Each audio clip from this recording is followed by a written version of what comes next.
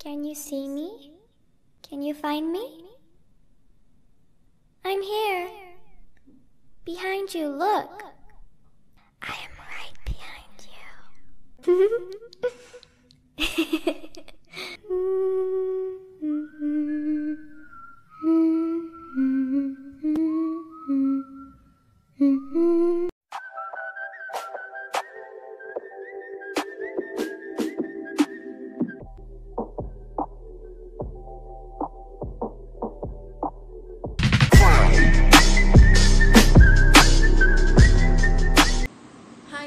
Assalamualaikum, selamat datang ke my channel. Welcome to my channel, Najwa Story Time. So, apa khabar semua orang? Harap semuanya okay. Macam korang tahu, dah beberapa hari ni dah masuk musim PKP dan tak boleh keluar sesuka hati, dan kerja saya pun semakin bertambah. So aku minta maaf sebab dah 2 minggu lebih atau dah 3 minggu mungkin macam tu aku tak upload video dekat YouTube sebab kerja harian saya agak banyak ya. So tapi jangan khawatir, hari ni aku nak ceritakan sesuatu cerita yang best untuk korang. Okey, cerita apa? Nak tahu cerita apa? Okey, sebelum tu perlulah siapa yang belum subscribe, please subscribe channel aku. Please comment, like and share, dan jangan lupa nyalakan lonceng notifikasi supaya korang tahu setiap kali aku upload video. Okey, sama balik. Cerita apa yang aku akan ceritakan dekat korang hari ni adalah cerita hantu. Cerita hantu apa? Okey, tajuknya adalah cerita hantu era 70-an. Okey, sejujurnya lah, aku sebenarnya lahir tahun 90-an. Tapi aku nak cerita kat korang cerita hantu yang viral sebelum aku lahir. Mantap. Okey, sebelum ni aku nak cerita sikit lah sebelum mula ni kan. Sebelum ni adalah yang beberapa orang, seorang dua orang itulah, DM aku, tanya aku mana dapat cerita-cerita hantu ni kan. So kat sini aku nak cakap lah, cerita-cerita hantu yang aku dapat semua ni sebenarnya daripada majalah manga, dek.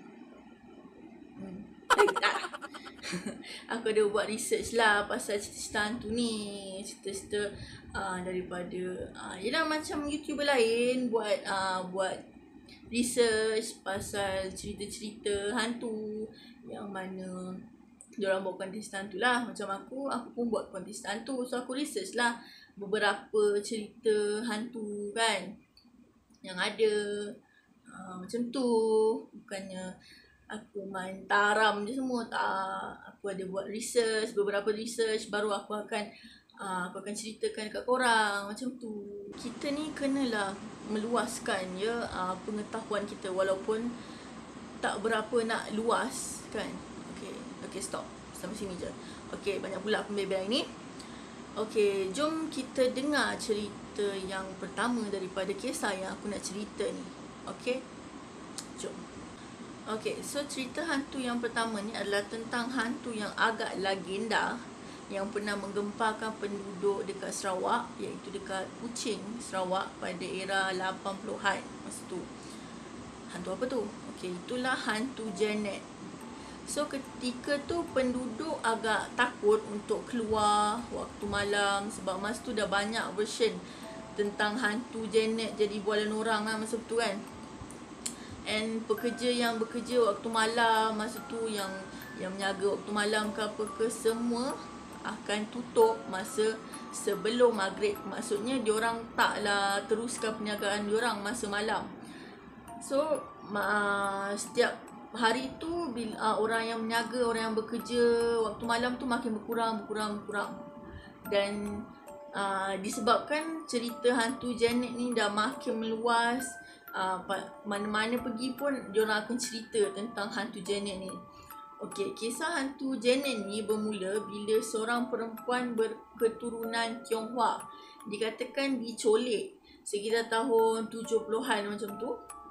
So Janet ni adalah seorang jururawat yang bekerja dekat Hospital Umum Sarawak. So pada hari kejadian tu si Janet ni dikatakan dicolik dan dicolik selepas dia bertugas shift malam. Masa kejadian penculikan dan kehilangan Janet ni berlaku, banyak sangat yang menganggap penculikan tu ada kena-mengena dengan projek pembinaan jambatan Satok Kuching.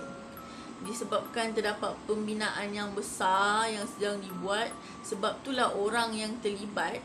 So orang yang terlibat ni akan mencari mangsa diorang untuk dijadikan korban semah. So apa itu korban semah? So masa dulu diorang percaya tau, korban semah ni ritual korban semah ni. Maksudnya diorang percaya yang si Janet ni dicolik untuk dijadikan korban, maksudnya untuk dijadikan makanan kepada penunggu yang ada dekat tapak projek tu. So bila diorang nak penunggu tu pergi, diorang kena bagi si penunggu ni makanan. Makanan dia adalah anak dara yang belum kahwin lah maksudnya. So ritual ni akan menggunakan kepala gadis yang dicolik. Diorang akan diorang akan penggal kepala orang yang dicolik tu dan dijadikan semah. Maksudnya ialah sebagai ritual tadi itulah. So kepala tu akan ditanam dekat dalam konkrit tu sekali. So kepala diorang tu akan ditanam dalam konkrit untuk jadikan sesuatu bangunan tu teguh. Maksudnya tak akan roboh maksudnya. So dia akan teguh. Sebab apa? Sebab penunggu tu dah tak kacau lagi dah. Macam tu. So sejak tu dah ramai lah yang cerita pasal kemunculan hantu Janet ni, yang sering menjelmakan diri dia dengan merayau-rayau waktu malam dekat antara kampung Kudai dengan kampung Batangor. And orang-orang kat area situ selalu nampak hantu Janet ni. Kata Janet ni akan merayau dengan memakai baju merah macam baju Cheongsam Cina tu dan kasut yang berwarna merah. Okey. Kenapa diorang ni takut dengan hantu nenek pula?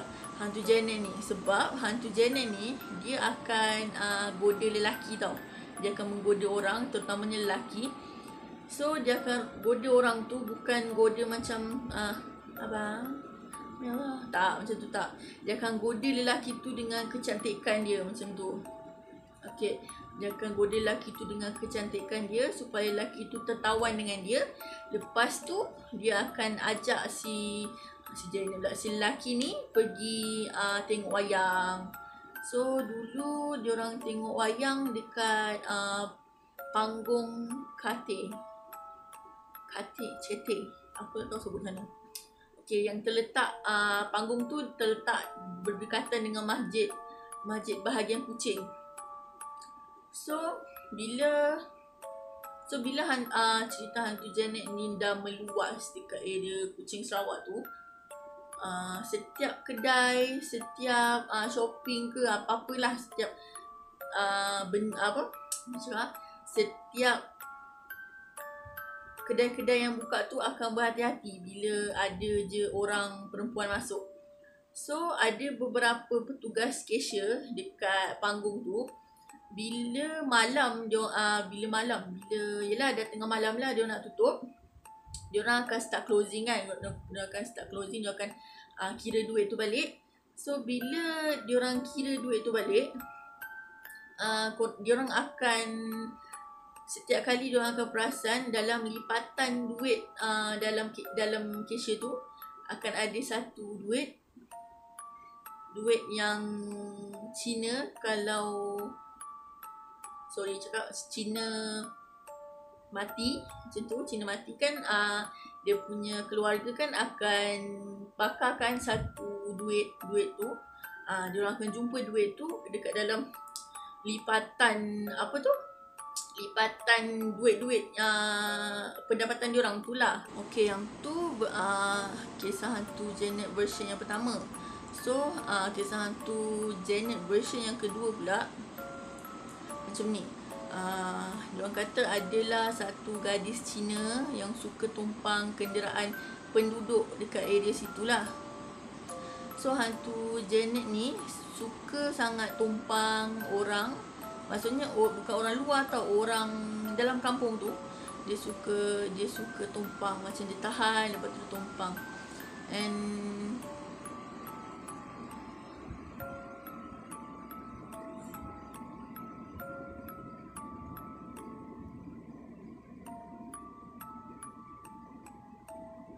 ada orang main pintu aku.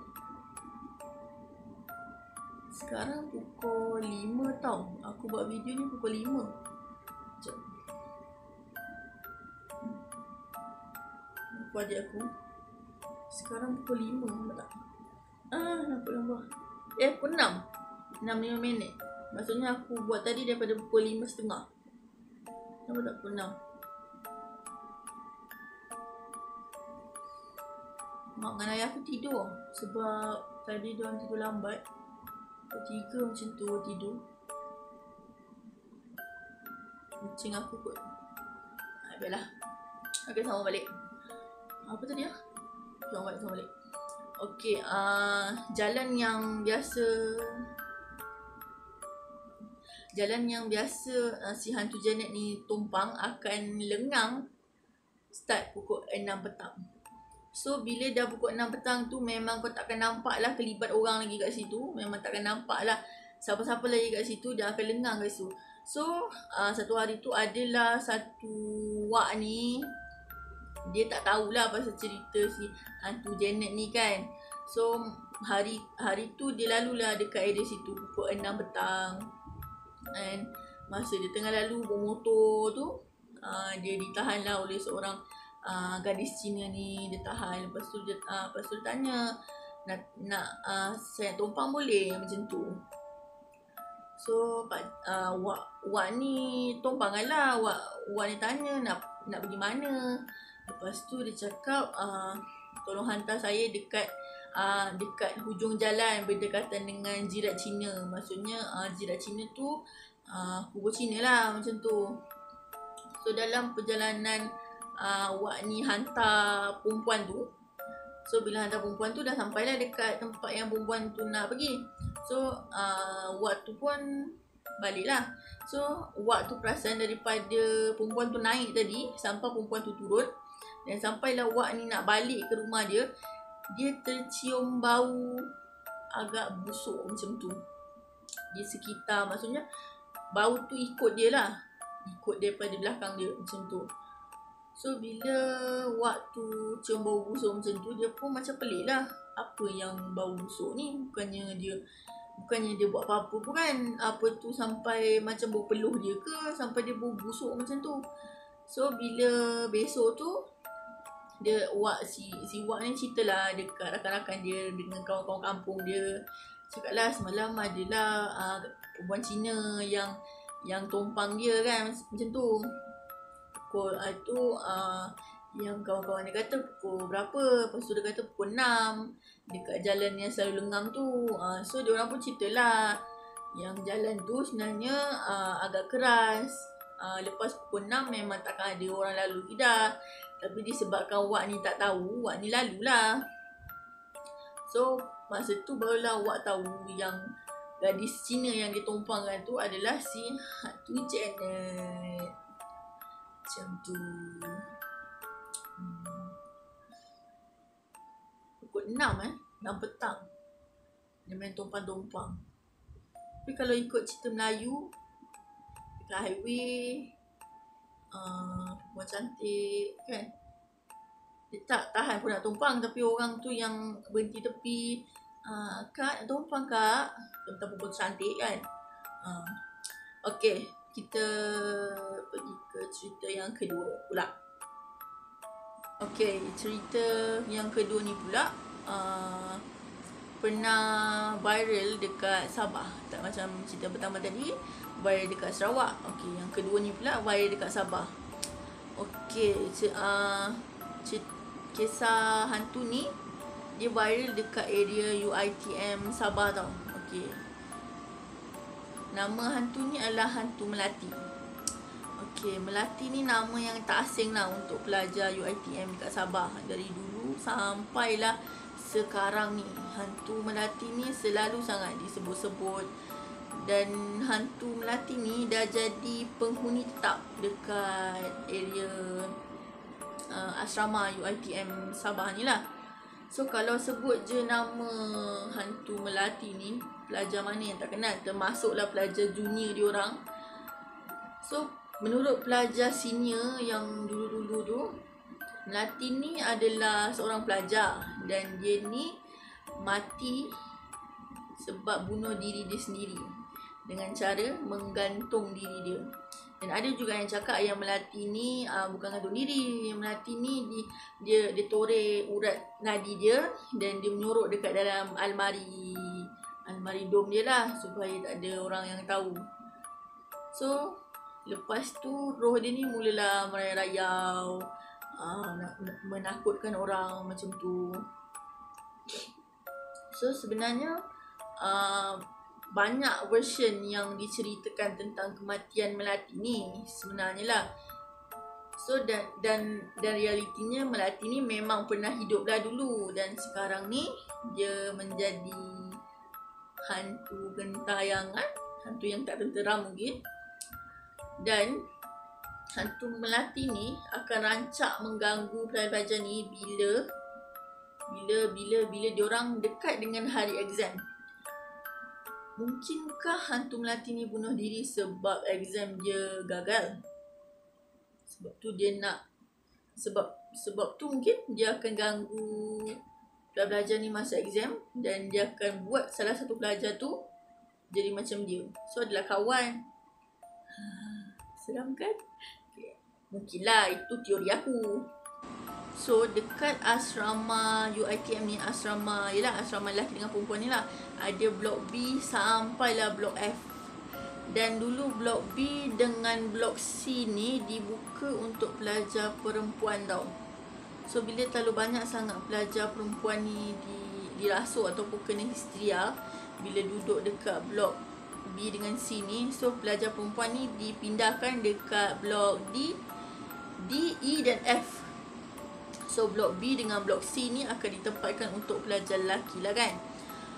So pelajar-pelajar yang dirasuk tu ditanya dengan, bila pelajar yang dirasuk ni bila ditanya oleh orang yang obat dia tu, maksudnya ustaz tu lah, dia tanya siapa kau macam tu kan, oleh orang yang nak mengubati dia tu, dia akan cakap diri dia, aku Melati.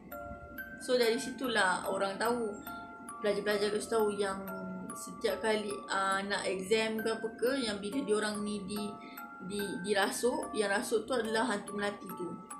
And kalau korang nak tahu, hantu Melati ni bukan je dia popular dekat UiTM dekat Sabah je tau, tapi dekat sekitar Sabah pun sama. So berbalik pada asrama blok B dengan C tadi, diorang punya asrama tu kan ada diorang punya tandas sendiri kan. So tandas diorang tu tak ada cermin, tidak so diorang punya UiTM punya pensyarah suruh angkat semua cermin yang ada dekat tandas supaya diorang macam diorang nak mengurangkan histeria lah masa pelajar-pelajar perempuan yang duduk dekat blok B dengan C tu, supaya diorang taklah kena histeria selalu, sebab diorang akan nampak lah bila diorang tengok cermin tu, diorang akan nampak sesuatu dalam cermin yang dikatakan hantu Melati tu lah.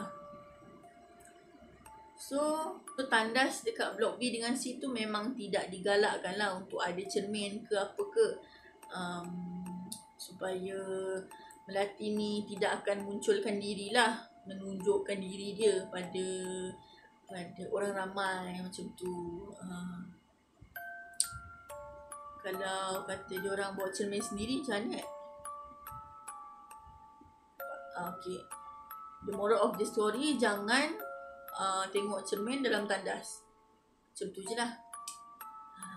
Kalau korang pergi tandas yang agak-agak kosong, yang tak ada cermin tu kan, yang cermin tu di spray ke apa ke, aku pernah masuk dulu. Macam dekat highway kot, highway mana aku tak ingat, masuk jalan jauh kan. Aku pernah masuk satu tandas ni, dia RNR ke lah, aku tak tahu dia RNR ke apa.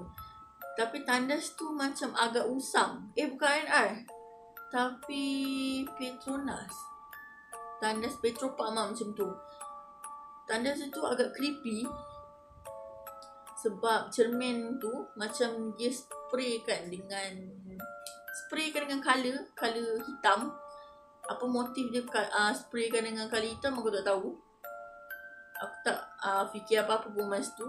Yelah, kita jalan jauh kan, yang kita tahu kita nak buang hajat kita dan kita keluar je lah. Nak buat apa, duduk tengok cermin kan. Dalam kereta pun duduk tengok cermin. Macam tu lah. Okay, jom kita pergi ke cerita yang ketiga. Okay, so cerita yang ketiga ni ada cerita yang terakhir. Okay, hantu yang ketiga ni pernah jadi buang mulut orang, dan ada juga yang pernah jumpa depan mata. So cerita tentang hantu ni sangat famous sekitar tahun 90-an macam tu. Okay, nak tahu hantu apa tak? Okay, hantu ni dipanggil dengan nama hantu kuda masa tu. So yang atau sering dipanggil dengan hantu kom-kom lah.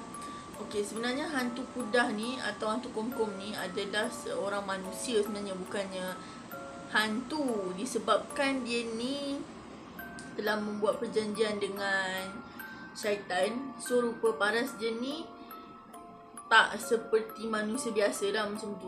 So mengikut cerita tentang hantu kuda atau hantu kom-kom ni, hantu ni akan memburu 44 anak dara untuk kembalikan wajah dia yang cantik. So aku akan cerita lebih detail tentang cerita hantu kuda ni. Okay, cerita dia adalah tentang seorang gadis, seorang perempuan yang menuntut dekat IPT dekat Malaysia ni.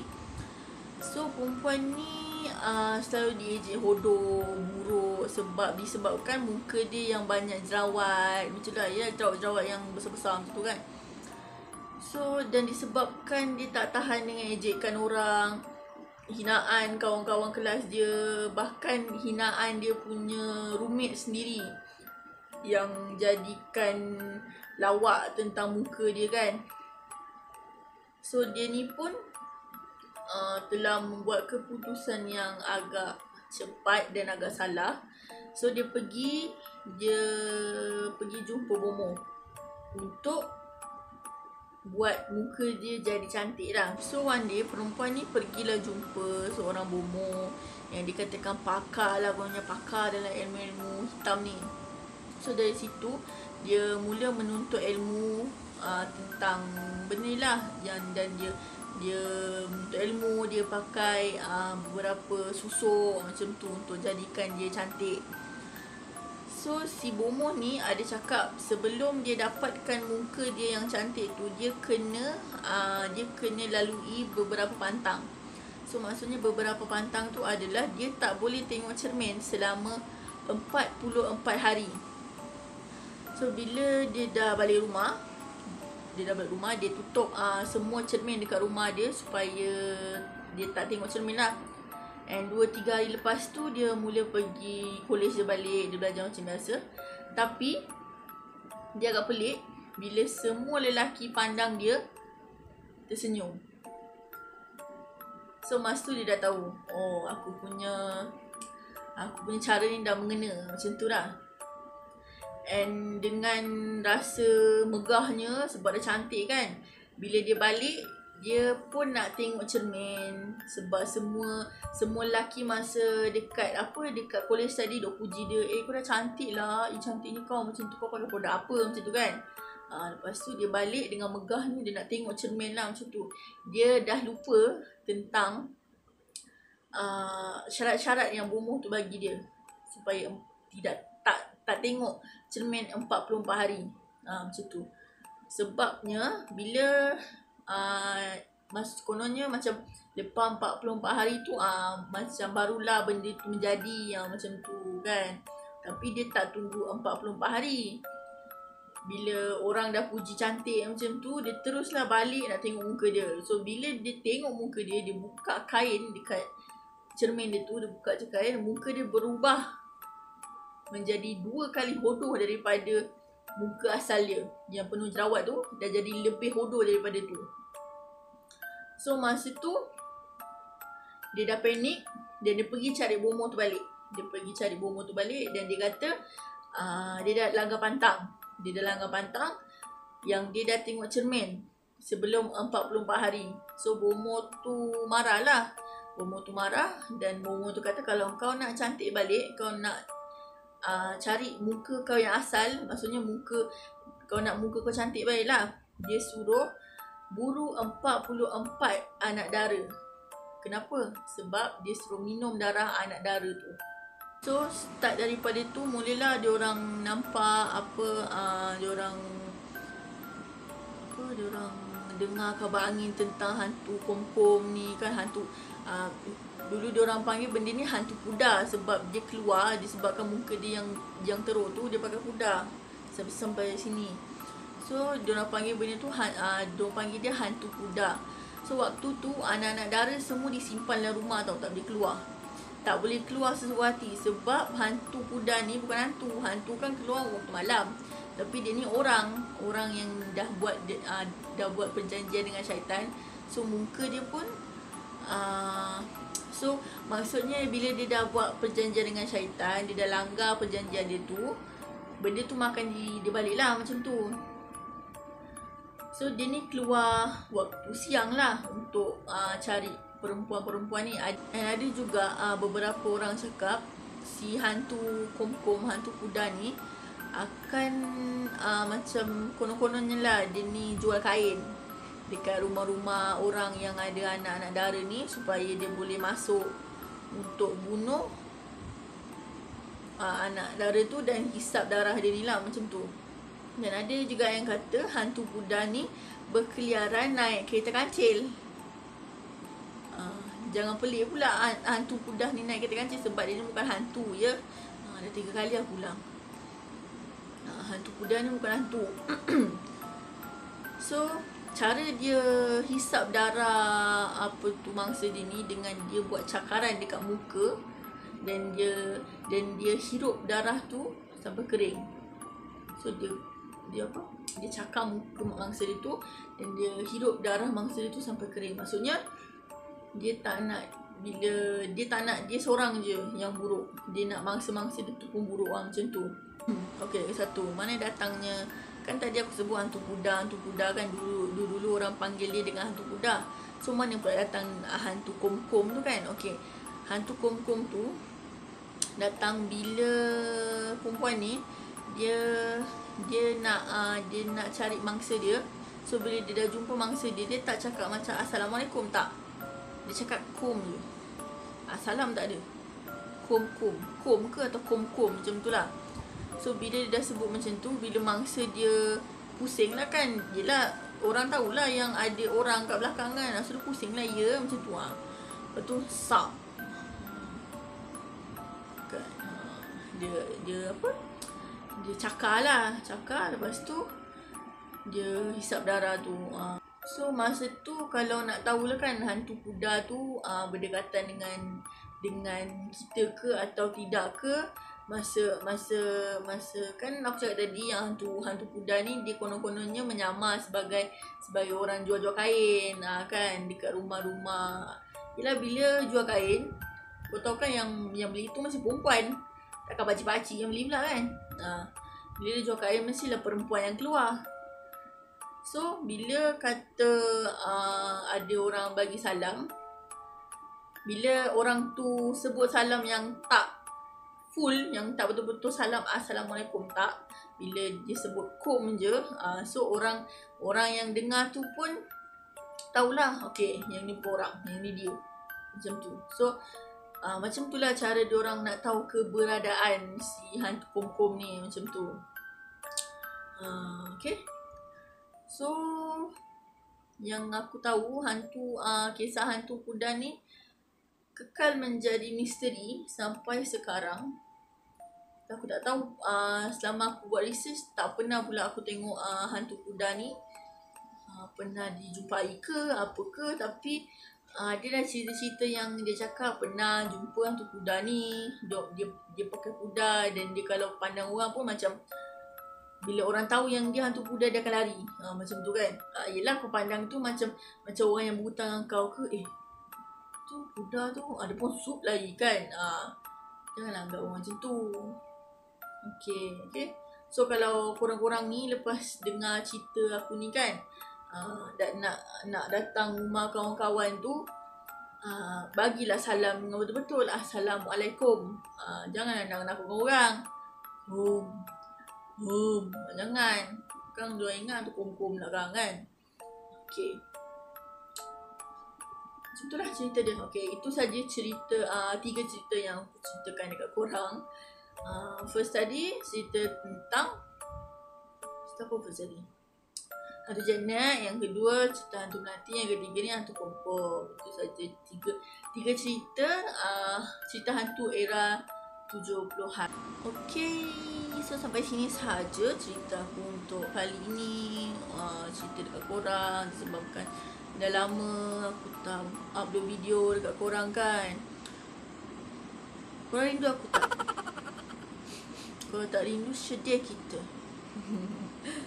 Okay, so jangan lupa, okay, macam biasa, so jangan lupa subscribe, comment, like and share. Pada yang belum subscribe tu, please subscribe.